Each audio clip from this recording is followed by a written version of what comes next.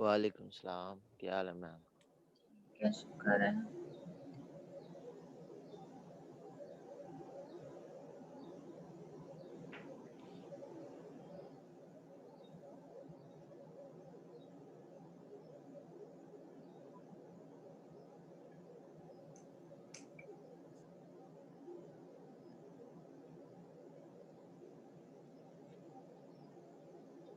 अस्सलाम वालेकुम टीचर। वालेकुम अस्सलाम, क्या हाल है? ठीक टीचर, आपकी 9 बजे नहीं क्लास होनी थी? इस वीक से चेंज हो गया ना, टाइम टेबल पुराना आ गया है क्योंकि इंटर आ गई है ना कॉलेज में, एक क्लैश आता है।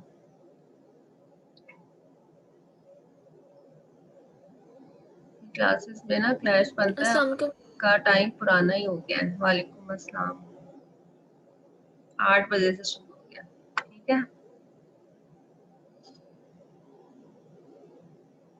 जी मिस।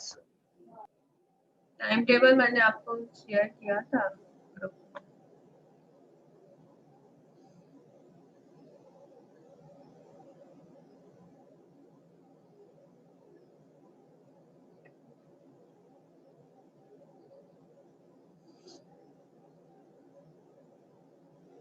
लगता है सारे सोए हैं।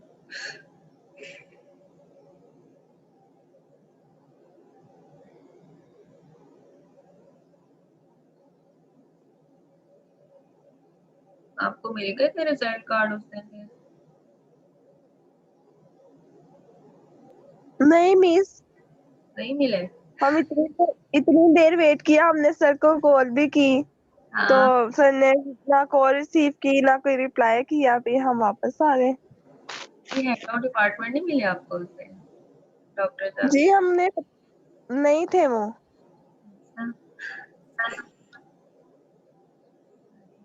आज हमें कह रही है टीचर के 9 से 11 के दरमियान आ जाना लेने, पर पता नहीं आप जाते हैं कि नहीं।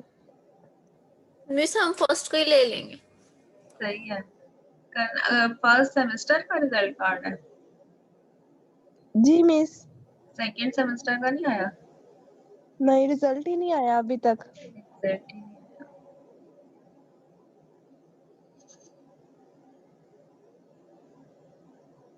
बस कोई आ ही नहीं रहा।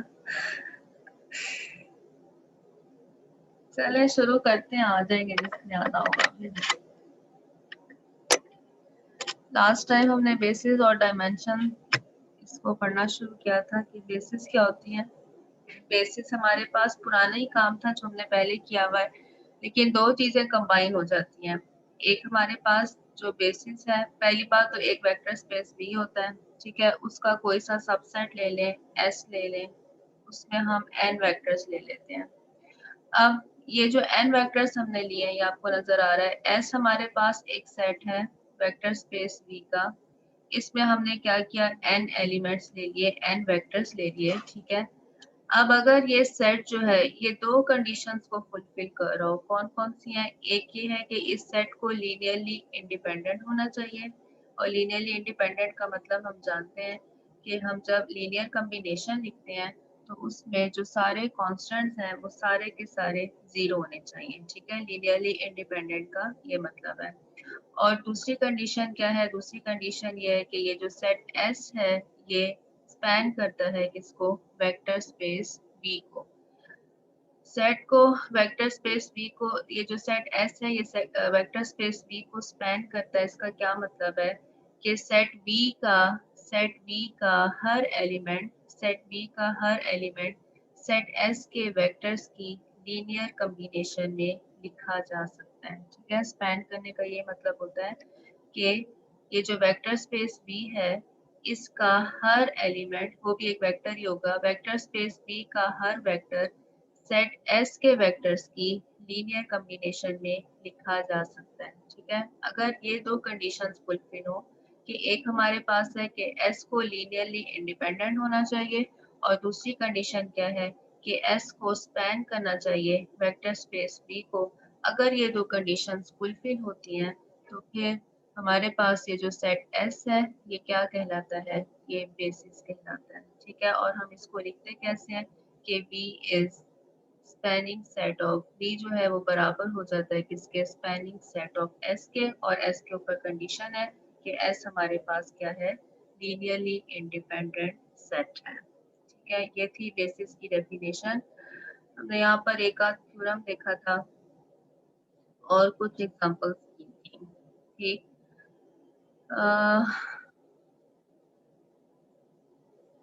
स्टैंडर्ड बेसिस भी हमने पढ़ी थी। एग्जांपल में ये था, एक एग्जांपल को हम रिव्यू कर लेते हैं।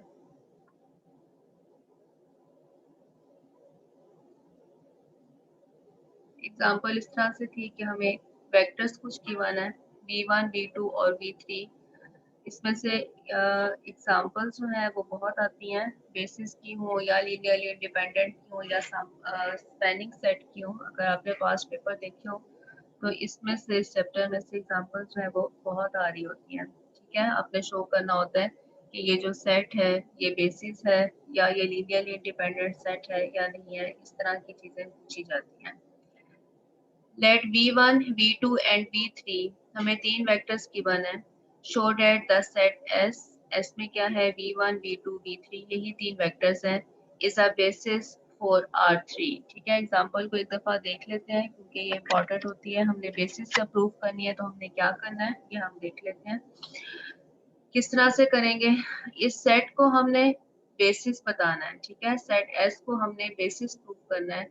तो प्रूव करने के लिए हमें क्या क्या चीजें रिक्वायर्ड है, एक हमने बताना है कि सेट S लीनियरली इंडिपेंडेंट है, और दूसरा हमने बताना है कि सेट S जो है वो स्पैन करता है किसको, R3 को। ठीक है, सेट S स्पैन करता है किसको, R3 को। इस वक्त जो वेक्टर स्पेस है V जो होता है वो इस वक्त क्या गिवन है, हमें R3 गिवन है। ठीक है, लीनियरली इंडिपेंडेंट बताने के लिए हम क्या करेंगे, वही पुराना काम है। हम k1 v1 लिखेंगे प्लस k2 v2 लिखेंगे प्लस k3 v3 लिखेंगे और इसको पुट कर देंगे किसके बराबर, 0 के बराबर। ठीक है, इस तरह से करने से हमारे पास क्या आ जाएगा कि k1 को हमने अंदर मल्टीप्लाई कर दिया, k2 को अंदर मल्टीप्लाई कर दिया, k3 को मल्टीप्लाई कर दिया।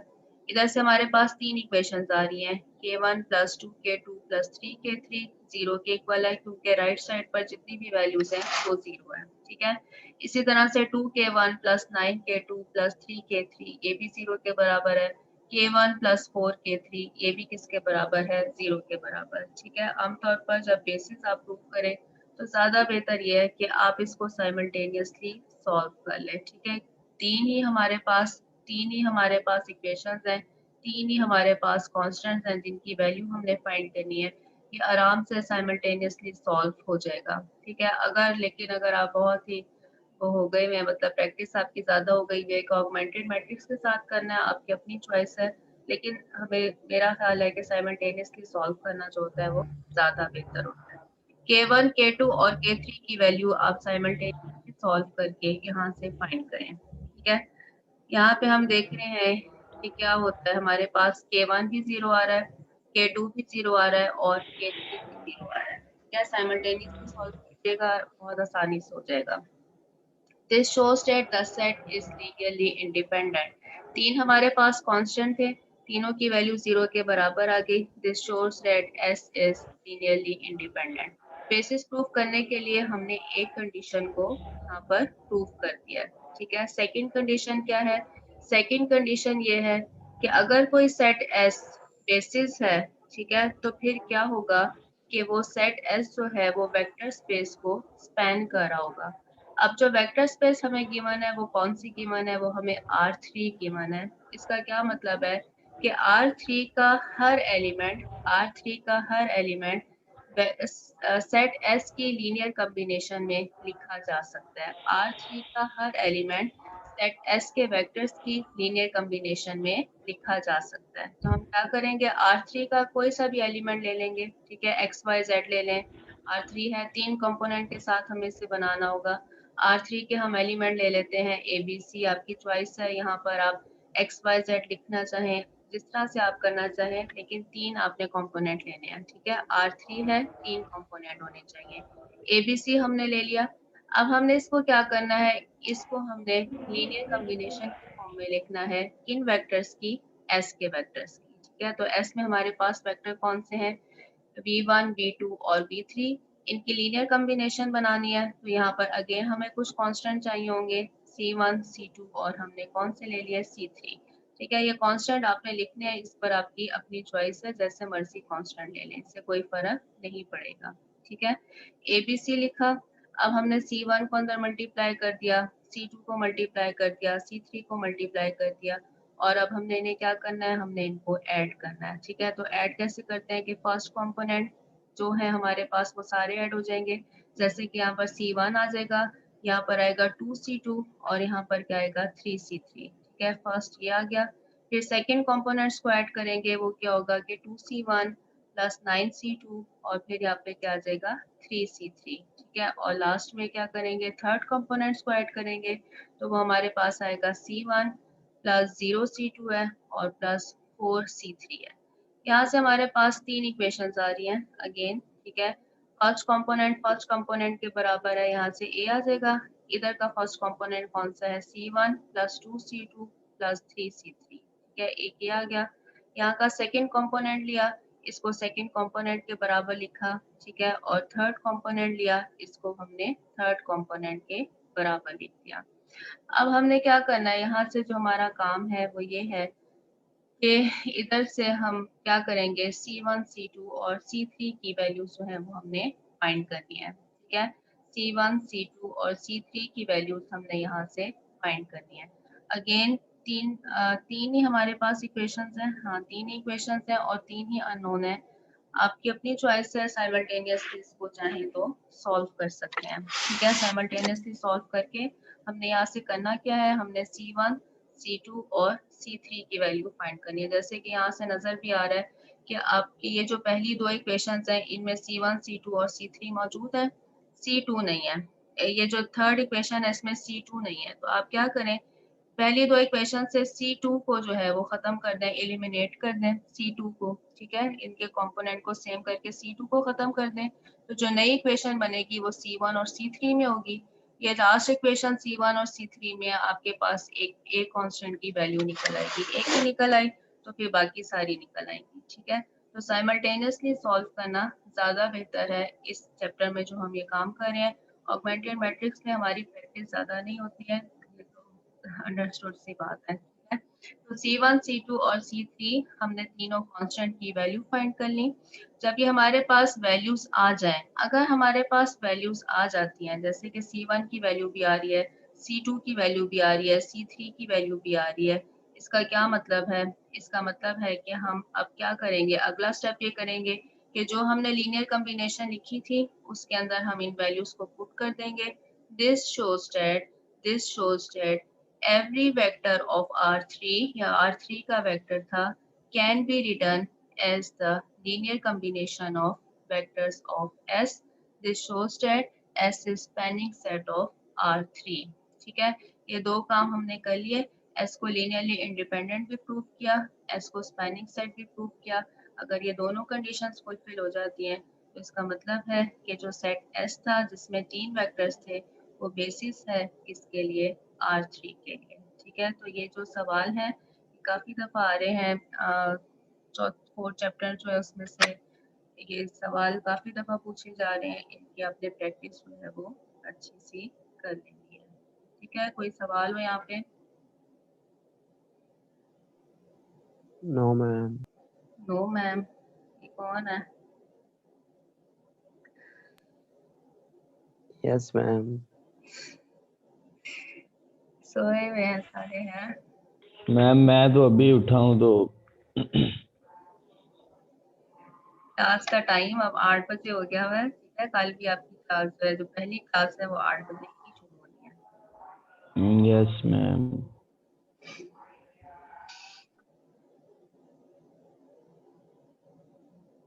ठीक है जी, अगले वेक्टर्स इसको देख लेते हैं एग्जाम्पल को। पिछली वाली बिल्कुल वैसी थी जैसे हमने पहले किया। डिटरमिन वेदर और not the set of vectors is a basis for R3। ठीक है, यहाँ पर हम देख रहे हैं कि क्या हुआ, हमने लीनियर कॉम्बिनेशन लिखी। लीनियर कम्बिनेशन को 0 के बराबर पुट किया, ठीक है। ए बी और सी तीन हमने कांस्टेंट ले लिया, पहले K1 K2 K3 लेते आए हैं, आपकी अपनी चॉइस है। अगेन ए बी सी ले लें, K1 K2 K3 ले लें, या कुछ और लिखना चाहते हैं, C1 C2 C3 लिखना चाहते हैं, यहाँ पर कोई मसला नहीं है, ठीक है। ए बी और सी हमने तीन कांस्टेंट ले लिए, लीनियर कम्बिनेशन लिखी, लीनियर कम्बिनेशन को 0 के बराबर कर दिया।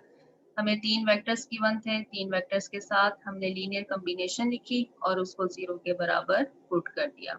अगेन वही काम है कि फर्स्ट कंपोनेंट में ऐड हो जाएंगे, सेकंड कंपोनेंट जो है वो सेकंड कंपोनेंट में ऐड होंगे, थर्ड कंपोनेंट जो है वो सारे थर्ड कंपोनेंट जितने भी हैं उन सबको हम ऐड कर देंगे। किसके इक्वल है? 0 0 0 के इक्वल है। तीन इक्वेशंस आ गई यहाँ से, a प्लस सी 0 है, 2a plus 3b minus 5c 0 है, minus a plus b plus 3c, ये भी किसके इक्वल है? 0 के इक्वल। यहाँ से ये मिस है कि इक्वल्स टू 0 है, ठीक है। जस्ट हमने ये बताना है इस सवाल में, वैसे तो दो तरीके से ये सवाल कर सकते हैं, बच्चे यहाँ पर कंफ्यूज हो जाते हैं। दोनों तरीकों से आप सवाल कर सकते हैं। किस तरह से कि आप यहाँ पर ए बी सी की वैल्यू फाइंड कर लें, ठीक है। अगर सारी वैल्यू 0 के बराबर आती हैं तो इसका क्या मतलब है कि ये हमारे पास जो सेट गिवन है वो लीनियरली इंडिपेंडेंट है। कुछ सवाल इन्होंने ऐसे कर दिए हैं कि चूंकि ये होमोजीनियस सिस्टम बन रहा है, ये जो 1 2 3 इक्वेशन के साथ हमारे पास सिस्टम आ रहा है, ये कौन सा है? होमोजीनियस सिस्टम है, ठीक है। इक्वल टू 0 है, सारी इक्वेशन जो है वो इक्वल्स टू 0 है। तो अगर आपने जस्ट ये बताना है कि ये हमारे पास बेसिस बन रही है या नहीं बन रही है, तो यहाँ पर इन्होंने क्या किया, इसका डिटर्मिनेंट फाइंड कर लिया है, ठीक है। डिटर्मिनेंट किसके बराबर आ रहा है? 19 के बराबर। डिटर्मिनेंट जो है वो 0 के बराबर नहीं आ रहा, ठीक है। अगर डिटर्मिनेंट 0 के बराबर नहीं आता, ठीक है, अगर डिटर्मिनेंट 0 के बराबर नहीं आता तो होमोजीनियस सिस्टम का सिर्फ ट्रिवियल सॉल्यूशन एग्जिस्ट करता है। ये थ्योरम हम पहले पढ़ चुके हैं कि होमोजीनियस सिस्टम है, अगर हमारे पास उसका हम डिटर्मिनेंट कैलकुलेट कर लें और वो 0 के बराबर नहीं आता तो फिर क्या होता है कि हमारे पास उस सिस्टम का ट्रिवियल सॉल्यूशन एग्जिस्ट करता है। ट्रिवियल सॉल्यूशन कौन सा होता है कि हमारे पास a की वैल्यू भी 0 है, b की वैल्यू भी 0 है और c की वैल्यू भी 0 है। अगर हम इस तरह से करना चाहें आप, क्योंकि हमें ज़रूरी नहीं है बेसिस को प्रूव करने के लिए, ज़रूरी नहीं है कि हमारे पास कांस्टेंट की वैल्यूज ही आए, ठीक है। अगर आप दोनों मेथड है आपके पास सॉल्व करने के लिए, एक ये है कि आपने लीनियरली इंडिपेंडेंट प्रूव करना है, होमोजीनियस सिस्टम है आपके पास, आप उसको साइमल्टेनियसली सॉल्व करें। आपके पास जितने भी कांस्टेंट हैं उनकी वैल्यूज अगर 0 के बराबर आ जाती हैं तो इसका क्या मतलब है कि हमारा जो सेट हमें गिवन था वो लीनियरली इंडिपेंडेंट था। दूसरी केस क्या है कि चूंकि ये होमोजीनियस सिस्टम है, इसके लिए आप क्या कर सकते हैं, आप इसका डिटर्मिनेंट लिख सकते हैं। इक्वेशन 1 2 और 3 से आप डिटर्मिनेंट लिख सकते हैं। अगर डिटर्मिनेंट नॉन जीरो है, ठीक है, जैसे यहाँ पर इस वक्त 19 आ रहा है, अगर डिटर्मिनेंट नॉन जीरो है तो हमारे पास क्या होगा, सिस्टम का सिर्फ ट्रिवियल सॉल्यूशन एग्जिस्ट करेगा। और अगर ट्रिवियल सॉल्यूशन एग्जिस्ट करता है तो इसका क्या मतलब है कि जितने भी कांस्टेंट हैं ए बी सी, ये सारे किसके बराबर होंगे? 0 के बराबर होंगे। Therefore the set S is linearly independent, ठीक है।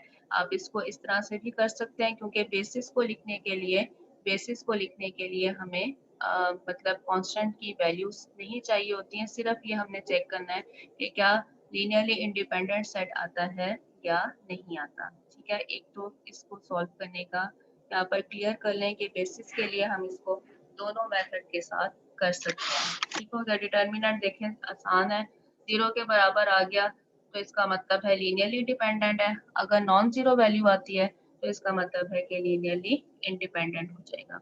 नेक्स्ट हमने प्रूव करना है कि जो सेट एस है वो क्या करता है, वो स्पैन करता है R3 को। अगेन वही काम है कि R3 का कोई सा भी एलिमेंट ले लें, एक्स वाई जेड की फॉर्म में हमने ले लिया, ठीक है। इसको हमने क्या करना है, लीनियर कम्बिनेशन की फॉर्म में लिखना है एज वेक्टर्स ऑफ एस, ठीक है। तो एस के जो वेक्टर्स थे वो हमने लिखे, उनके साथ हमने कांस्टेंट लिख लिया ए बी और सी, इसको बराबर किया R3 के किसी भी वेक्टर एक्स वाई जेड के। अगेन यहाँ पर हमारा काम क्या है कि हमने ए बी और सी की वैल्यू जो है वो फाइंड करनी है, ठीक है। साइमल्टेनियसली सॉल्व कर लीजिएगा। यहाँ पर आपके पास ए बी और सी की वैल्यू आ जाएगी। जब आप ए बी और सी की वैल्यू हमारे पास आ जाती है, उसको हमने क्या करना होता है, जहाँ हमने लीनियर कम्बिनेशन लिखी थी, ठीक है, वहाँ पर हम इसे पुट कर देंगे। यहाँ पर ए बी और सी की वैल्यू को हम पुट कर देंगे। इसका क्या मतलब है, इसका मतलब है कि R3 का हर वेक्टर सेट S के वेक्टर्स की लीनियर कम्बिनेशन में लिखा जा सकता है। देयरफॉर सेट S स्पैन करता है किसको, R3 को। दो कंडीशंस फुलफिल हो गई, S लीनियरली इंडिपेंडेंट भी है, S स्पैन भी करता है R3 को। This implies that S is the basis for R3। ठीक हो गया। मेरा नहीं ख्याल कि अब इसमें कोई कंफ्यूजन होगी कि बेसिस को कैसे हम प्रूव कर सकते हैं। कोई हाँ कर लो, ऐसा लग रहा है ऐसे सारे सोए हुए हो। जी मिस यस क्लियर है। मैम। Yes ma'am. ठीक है। Example number 5, show that 1x x square up till xn is a basis for the vector space Pn of polynomials of degree less than equals to n। ठीक है, show that the set S में हमारे पास क्या है, सारे polynomials हैं। Polynomial कौन से हैं, या तो उनकी डिग्री n है या फिर n से लेस है। ठीक है, तो यहाँ पर कंडीशन क्या लिखा दी कि Pn हमारे पास क्या है, Pn हमारे पास वेक्टर स्पेस है, जो किस तरह से डिफाइन है कि उसमें सारे पोलिनोमियल्स हैं जिनकी डिग्री लेस देन और इक्वल्स टू s है। ठीक है, show that the set S is the basis for the vector space Pn of polynomials of degree less than equals to n। काम वही है, लेकिन यहाँ पर आपका सेट चेंज हो गया है। सेट में हमारे पास इस वक्त क्या है कि 1 है, x है, x स्क्वायर है, अब टिल हम कहाँ तक जा रहे हैं, xn तक। ये सेट S है, और जो Pn है, जो वेक्टर स्पेस है, उसमें सारे ही पोलिनोमियल्स हैं लेस देन और इक्वल्स टू n डिग्री के। ठीक है, अब हमने प्रूफ क्या करना है, S को बेसिस प्रूफ करना है। तो वही काम है कि S को लीनियरली इंडिपेंडेंट पहले शो कर लें। तो कैसे करेंगे, first we show that S is linearly independent. उसके लिए हम क्या करेंगे, कुछ कांस्टेंट लिखेंगे। ठीक है, क्योंकि यहाँ पर आप देख रहे हैं हमारे पास कितनी वैल्यूज हैं, ये टोटल ये हमारे पास n+1 वैल्यूज हैं। ठीक है, क्योंकि यहाँ तक हमारे पास n है, x1 है, x2 है, अप टिल xn है, और यहाँ पर एक 1 अलग से मौजूद है। तो ये टोटल वैल्यूज n है और एक 1, तो n+1 टोटल हमारे पास इस वक्त सेट S में मौजूद है। ठीक है, उसके लिए हम कांस्टेंट कौन से ले लेंगे, k1 k2 अप टिल कहाँ तक चले जाएंगे, kn+1 तक। ठीक है, be any scalars and consider, हमने लीनियर कम्बिनेशन लिखी, लीनियर कम्बिनेशन को 0 के बराबर पुट कर दिया।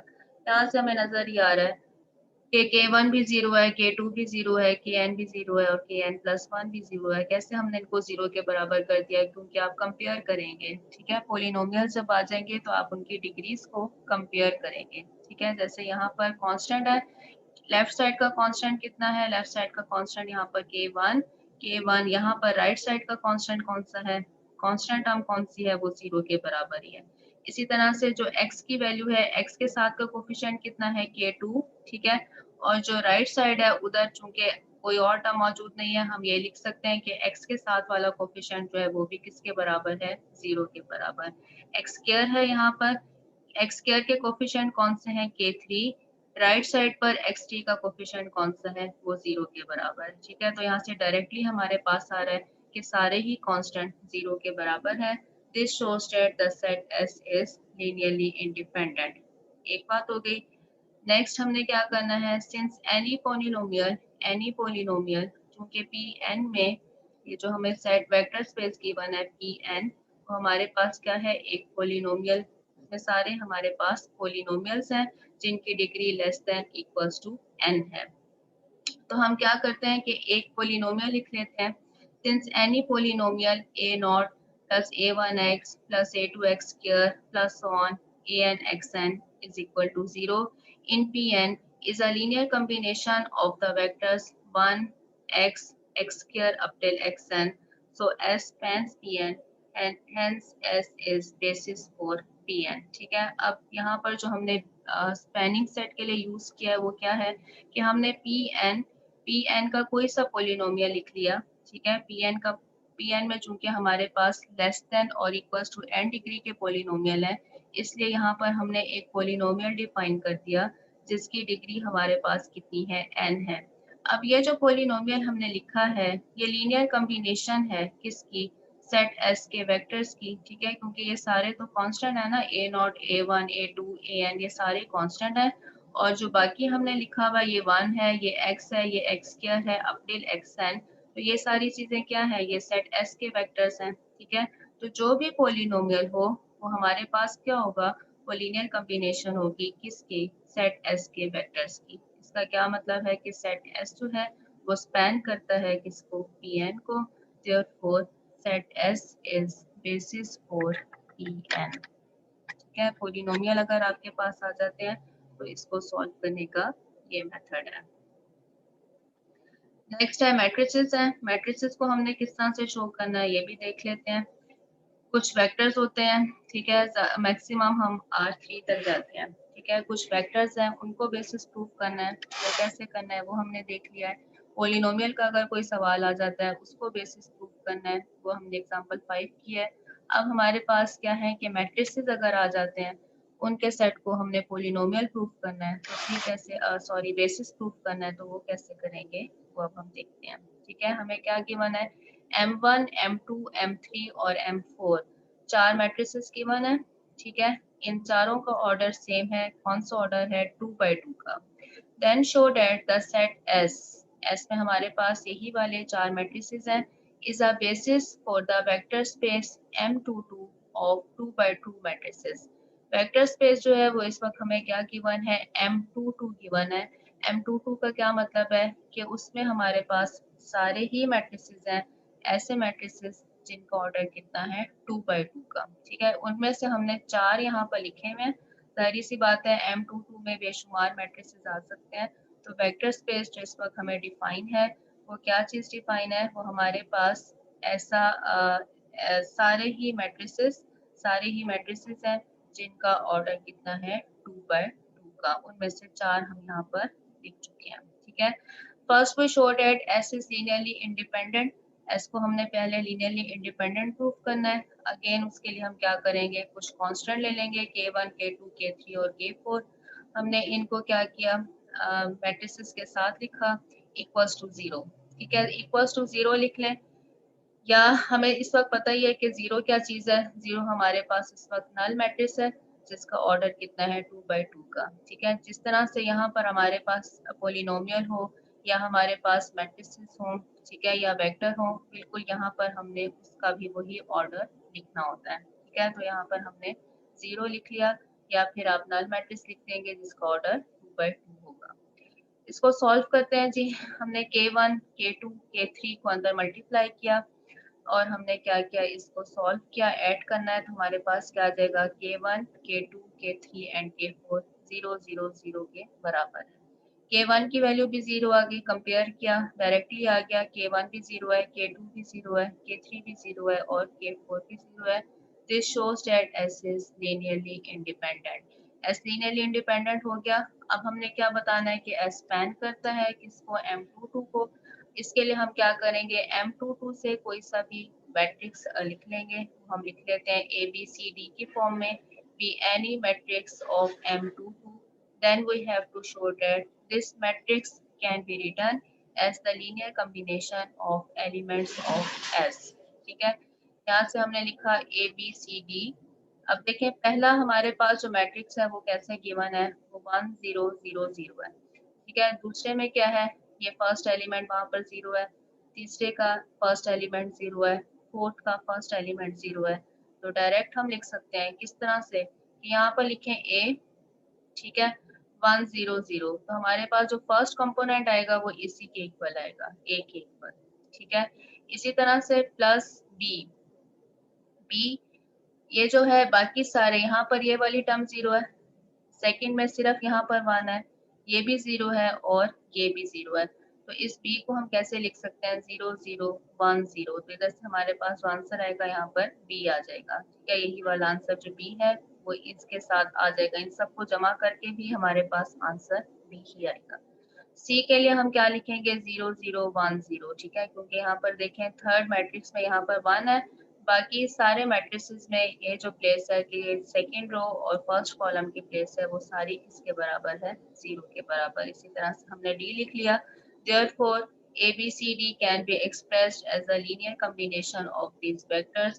Therefore expand करता है M22 को, hence M is a basis for M2.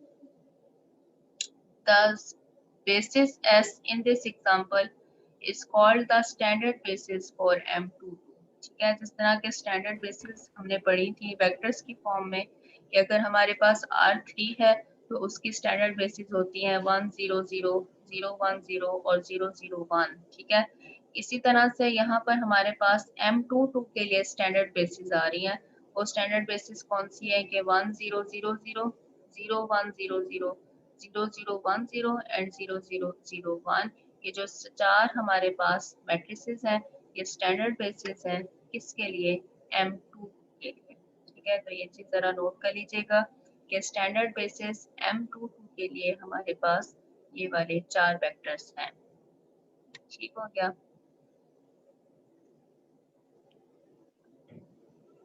Yes, ma'am. Yes, ma'am. Next है finite and infinite dimensional spaces. Next topic है 4.4 पर मेरा ख्याल से भी हम हैं। Finite and infinite dimensional spaces. A non-zero vector space V is called finite dimensional. A non-zero vector space V is called finite dimensional if it contains a finite set of vectors that forms a basis. क्या चीज है कि हमारे पास vector space है, understood सी बात है, वो non zero होगा, ठीक है।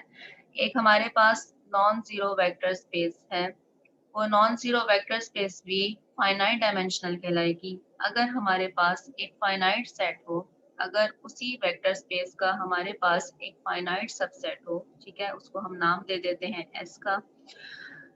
अगर ये सेट बेसिस है किसके लिए वेक्टर स्पेस बी के लिए, तो फिर बी क्या कहलाएगा, बी हमारे पास फाइनाइट डायमेंशनल वेक्टर स्पेस कहलाएगी, ठीक है। एक दफा फिर डेफिनेशन देख लें। एक हमारे पास है वेक्टर स्पेस बी, उसका कोई सा सबसेट हम ले लेते हैं एस। अगर एस हमारे पास बेसिस है किसके लिए वेक्टर स्पेस बी के लिए, then S is called finite dimensional. इस एस के ऊपर कंडीशन है कि ये एस जो हमारे पास सेट है ये एक फाइनाइट सेट हो, ठीक है। वेक्टर स्पेस बी है, उसका कोई सा फाइनाइट सबसेट है एस। अगर एस जो है वो बेसिस है किसके लिए वेक्टर स्पेस बी के लिए, then B is called finite dimensional space, ठीक है। If no such set exist, अगर हमारे पास ऐसा कोई S सेट exist नहीं करता, ठीक है, जो बेसिस बन जाए किसके लिए वेक्टर स्पेस B के लिए, then B is called infinite dimensional। ठीक हो गया। फाइनाइट डायमेंशनल स्पेस क्या चीज है, इसके अंदर बेसिस आती है फाइनाइट डायमेंशनल, ठीक है। इसके अंदर हमारे पास क्या होगा, वेक्टर स्पेस बी है, उसका कोई सा सबसेट है एस। एस हमारे पास फाइनाइट सेट है, अगर एस बेसिस भी है किसके लिए वेक्टर स्पेस बी के लिए, then B is called finite dimensional. Otherwise ऐसा अगर सेट एग्जिस्ट नहीं करता जो बेसिस बन जाए किसके लिए वेक्टर स्पेस बी के लिए, then V is called infinite dimensional। ठीक हो गया। इसको हम लिखते कैसे हैं कि अगर हमारे पास B फाइनाइट डायमेंशनल है तो जितनी यहाँ पर सेट S में जितने हमारे पास वेक्टर्स हैं, इस वक्त जैसे कि n वेक्टर्स हैं, तो क्या होगा कि B की डायमेंशन के लिए हमने DIM यहाँ पर notation the. Dimension of B किसके बराबर होगी, n के बराबर होगी। जितनी इस सेट के अंदर, वो सेट जो बेसिस है किसके लिए V के लिए, इस सेट के अंदर जितने हमारे पास एलिमेंट हैं वही एलिमेंट की तादाद डायमेंशन हो जाएगी किसके लिए, B के लिए, ठीक है। तो डायमेंशन ऑफ B किसके बराबर हो जाएगा, n के बराबर। We define the zero vector space to have dimension 0। अगर हमारे पास नॉन जीरो है वेक्टर स्पेस, ठीक है, आप पढ़ना तो हमने नॉन जीरो का ही है, मतलब कि उसमें कुछ एलिमेंट्स मौजूद हैं, ठीक है। अगर ये एलिमेंट्स मौजूद हैं तो इसका मतलब है कि उसकी डायमेंशन जो है वो n के बराबर हो जाएगी। अगर कोई एलिमेंट ही मौजूद नहीं है वेक्टर स्पेस के अंदर तो उसकी डायमेंशन भी किसके बराबर होगी, 0 के बराबर होगी, ठीक है। तो जीरो वेक्टर स्पेस है तो उसकी डायमेंशन किसके बराबर है, 0 के बराबर ही है। नेक्स्ट थ्योरम है, थ्योरम जो है वो वैसे ही है जो हमने पहले किए थे। If V is an n dimensional vector space, ठीक है, V is an n dimensional vector space, then every set S of n linearly independent vectors in V is a basis for V, ठीक है। V हमारे पास n dimensional vector space है, ठीक है। इसका क्या मतलब है, इसका मतलब ही यही है कि V हमारे पास जब n डायमेंशनल वेक्टर स्पेस है तो इसका मतलब ही यही है कि V के अंदर एक सबसेट होगा S जो क्या होगा, बेसिस होगा किसके लिए, वेक्टर स्पेस V के लिए, ठीक है। तो यहाँ पर हमने इसको प्रूव करना है। If V is an n dimensional vector space then every set S, जिसमें हमारे पास क्या है, n वेक्टर्स हैं, क्योंकि इसकी डायमेंशन देखें n है, यहाँ पर भी हमारे पास n ही वेक्टर्स हैं, of n linearly independent vectors in V is a basis for V, ठीक है। कैसे प्रूव करते हैं, let V belongs to V any vector then the set S dash में हमारे पास क्या है, V1 V2 Vn up till V, ठीक है, is linearly dependent। कैसे पता चला हमें ये, इस सेट को हमने लीनियरली इंडिपेंडेंट प्रूफ करना है। इसमें हमारे पास कितने वेक्टर्स हैं, इसमें हमारे पास n वेक्टर्स हैं। अब हम क्या करने लगे हैं, जिस तरह से हम प्रूफ कर रहे हैं वो क्या कर रहे हैं कि हम लेट कर लेते हैं कि V बिलोंग कर रहा है कहाँ से, V से, ठीक है।